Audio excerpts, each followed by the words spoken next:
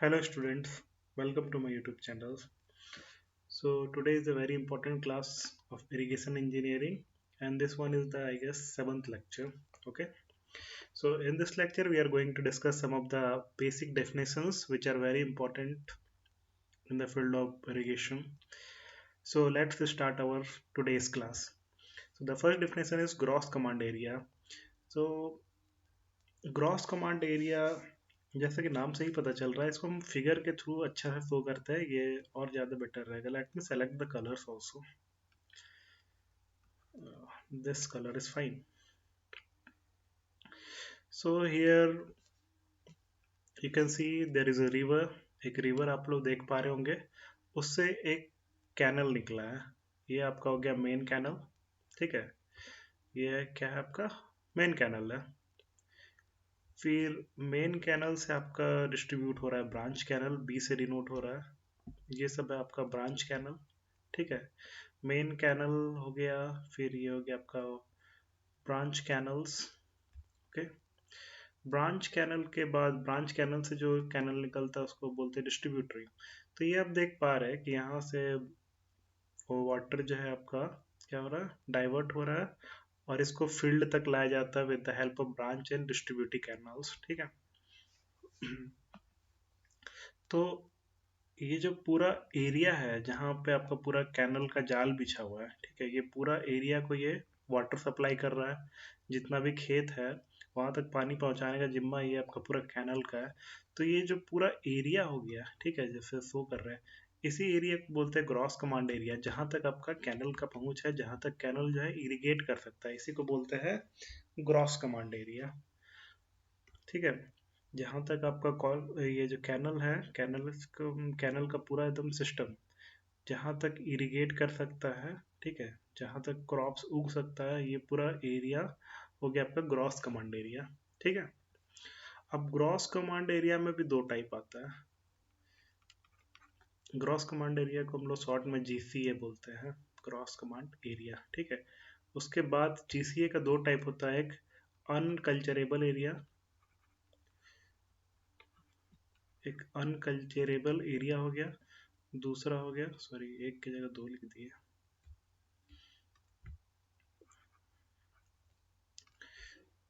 Unculturable area दूसरा हो गया कल्चरेबल एरिया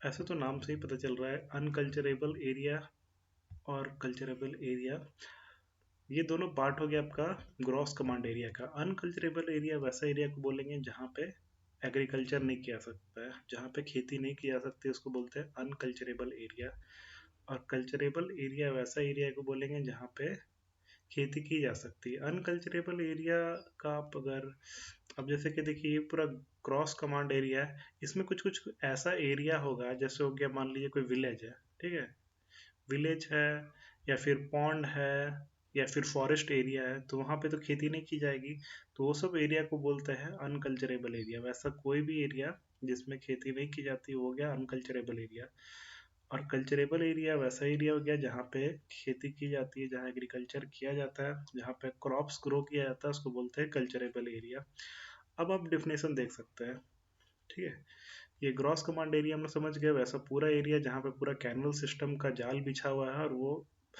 पूरा मतलब जिस एरिया तक वो इरिगेट कर पाता है वो पूरा कैनल सिस्टम वो हो गया आपका ग्रॉस कमांड एरिया जीसीएस से डिनोट करते हैं इसमें आपका कल्चरेबल एरिया भी आता है अनकल्चरेबल एरिया भी आता है कल्चरेबल एरिया वैसा एरिया हो गया जहाँ पे खेती की जाती है जहाँ पे एग्रीकल्चर कैन बी डन और अनकल्चरेबल एरिया ऐसा एरिया हो गया जहाँ पे एग्रीकल्चर नहीं किया जाता है क्रॉप्स को नहीं उगाया जाता है वैसा एरिया को अनकल्चरेबल एरिया बोलते हैं ये भी आपका एक पार्ट होता है ग्रॉस कमांड एरिया का अनकल्चरेबल एरिया में आ जाएगा मार्सी लैंड जो जल दलदली इलाका होता है फिर बैरन लैंड यानी बंजर भूमि लेक्स हो गया पॉन्ड्स हो गया फॉरेस्ट हो गया विलेजेस हो गया तो ये सब जो है विलेज है फॉरेस्ट है यहाँ सब तो खेती नहीं की जाएगी ये सब को क्या बोलते हैं अनकल्चरेबल एरिया ठीक है hope you are able to understand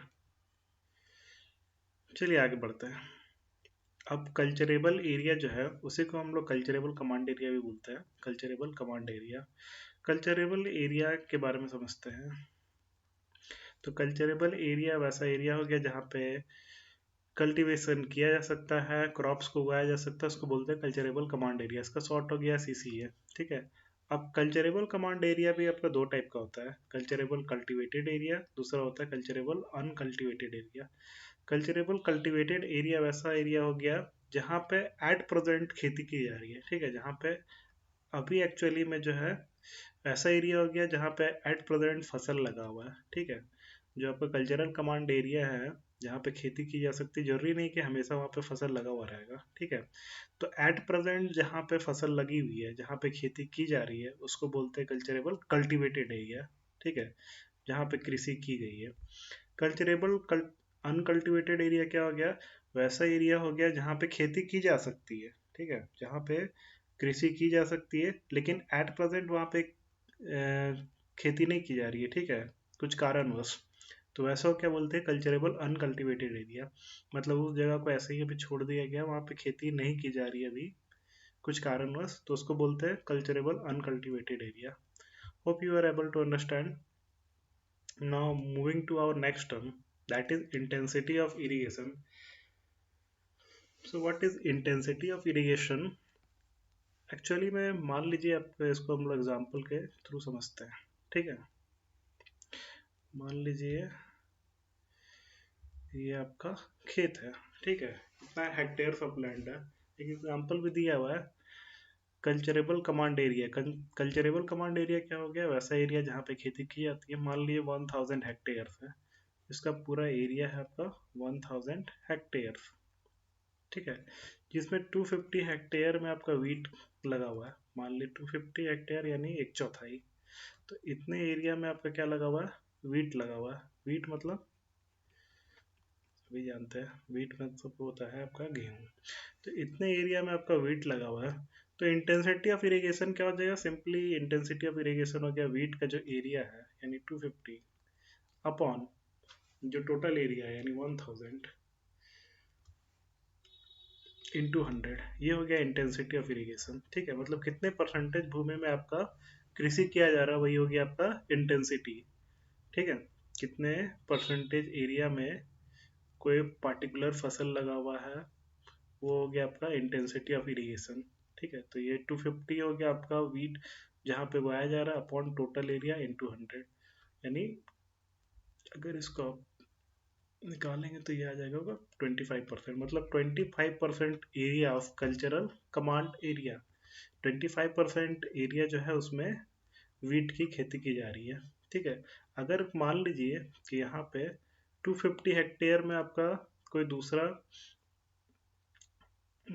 दूसरा भी लगा हुआ है क्रॉप, जैसे मान लीजिए मेज भी लगा हुआ है। ठीक है, मान लीजिए, तो अगर हम लोग इंटेंसिटी ऑफ इरिगेशन निकालना चाहे अगर मेज का, तो वो क्या हो जाएगा, वो भी हो जाएगा 250 अपॉन 1000 इंटू 100। यानी ये भी हो जाएगा आपका 25%। ठीक है, तो intensity of irrigation for wheat भी था आपका 25%, इंटेंसिटी ऑफ इरिगेशन ऑफ मेज भी क्या हो जाएगा 25%। तो सिंपली इंटेंसिटी क्या हो गया कि वो पार्टिकुलर क्रॉप जो है वो कितने एरिया में लगा हुआ है, टोटल एरिया के वही हो गया आपका, कितने परसेंटेज एरिया में लगा हुआ वही हो गया आपका intensity of irrigation. Okay, hope you are able to understand. अगर एरिया हम लोग को निकालना है, ठीक है, कितने एरिया में irrigation, area to be irrigate, कितना एरिया में इरिगेशन करना है, तो वो किसके बराबर हो जाएगा, सीसीए यानी cultural command area into intensity of irrigation. तो इससे हम लोग निकाल सकते हैं एरिया टू बी इरिगेटेड। आगे बढ़ते हैं।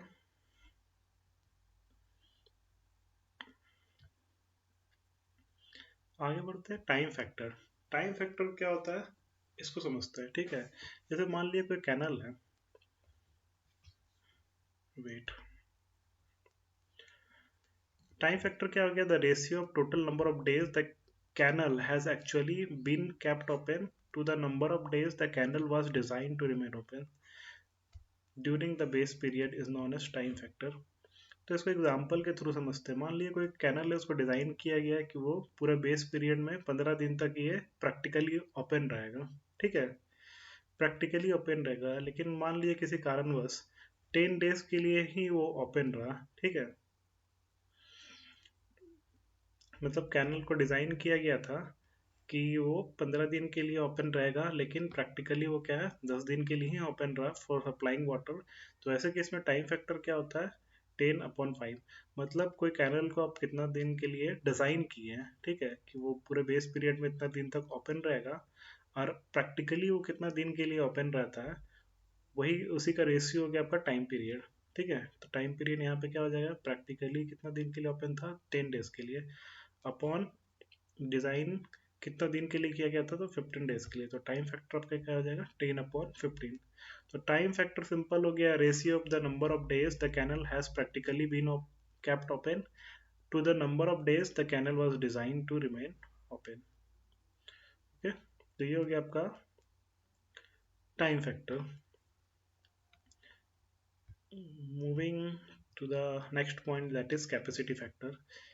कैपेसिटी फैक्टर क्या होता है, generally a canal is design for a maximum discharge capacity. कोई भी कैनल होता है उसको मैक्सिमम डिस्चार्ज कैपेसिटी के लिए डिजाइन किया जाता है, but actually it is not required that a canal runs to that maximum capacity all the time of the base period. तो एक्चुअली कोई भी कैनल होता है उसको मैक्सिमम डिस्चार्ज कैपेसिटी के लिए डिजाइन किया जाता है, लेकिन जरूरी नहीं होता कि पूरा बेस पीरियड में हम लोग को उतना ही मैक्सिमम कैपेसिटी चाहिए होता है। ठीक है, तो जो रेशियो हो गया आपका एवरेज डिस्चार्ज का टू मैक्सिमम डिस्चार्ज, ठीक है, मतलब मैक्सिमम डिस्चार्ज इतना दे सकता है, लेकिन उतना जरूरी नहीं होता है पूरा बेस पीरियड के लिए। तो उसका रेशियो जो होता है उसको कैपेसिटी फैक्टर बोलते हैं। ठीक है, मतलब कि कितना डिस्चार्ज आ रहा है, जो एवरेज डिस्चार्ज है और जो मैक्सिमम डिस्चार्ज है, उसका रेशियो हो गया आपका कैपेसिटी फैक्टर। एग्जाम्पल के तौर पे ये देख सकते हैं, a canal was design for the maximum discharge of 50 cumec. मतलब 50 cumec means 50 metre cube per second. तो कोई कैनल है उसको डिजाइन किया गया 50 क्यूमेक के लिए, यानी 50 मीटर क्यूब पर सेकेंड वहां से पानी डिस्चार्ज होगा, लेकिन एवरेज डिस्चार्ज अगर देखा जाए तो 40 क्यूमेक है मान लीजिए। ठीक है, मतलब एवरेज अगर डिस्चार्ज हम लोग निकाले तो 40 मीटर क्यूब पर सेकेंड ही आपका डिस्चार्ज आएगा। तो वैसे केस में कैपेसिटी फैक्टर क्या हो जाएगा 40/50 इज इक्वल टू 0.8। मतलब कैपेसिटी फैक्टर क्या हो गया, सिंपली रेशियो हो गया average discharge to the maximum discharge. जो कैनल को जिस डिस्चार्ज के लिए डिज़ाइन किया गया वही उसका मैक्सिमम डिस्चार्ज हो गया, और एक्चुअली वहाँ पे एवरेज डिस्चार्ज क्या है, हमेशा तो मैक्सिमम डिस्चार्ज पे ओपन नहीं रहता है कैनल, तो वो हो गया आपका एवरेज डिस्चार्ज जो है अपॉन मैक्सिमम डिस्चार्ज, वही हो गया आपका capacity factor. So these are the important definitions. Hope you liked the lecture. If you liked, kindly subscribe my channel.